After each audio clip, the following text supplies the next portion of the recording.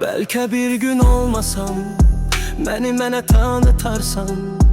Belki yağan yağışa arada söyleyersen. Ya torpağa damcısı, ya açan bir çiçeğe, ya da esen küləklə pəncərəyə dam açaq.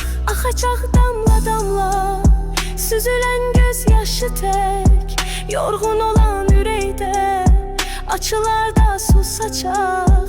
Qanayan yaraların 100 il keçməz ki belə. Yaşadığın bir ömür 100 il kimi yaşanmış. Acılarla yaşayıp keçirərsən ömrünü, yaxınında olanı görməməzdən gələrsən. Uzaqlaşdığı anda darıxıb üzülərsən.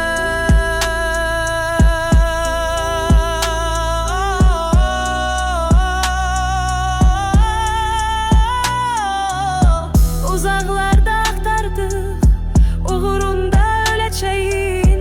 Sən əziz olanların içlərində yetim qaldın. Bir arzu, bir ümid, bir ses, gözlədiyin mərhəmət. Nə oldu? Sustu ürək. De ki susun yanında ola ola.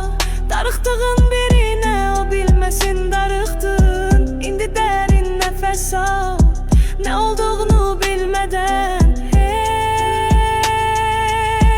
İndi üflə nəfəsini, sən getsən də mən getmədim.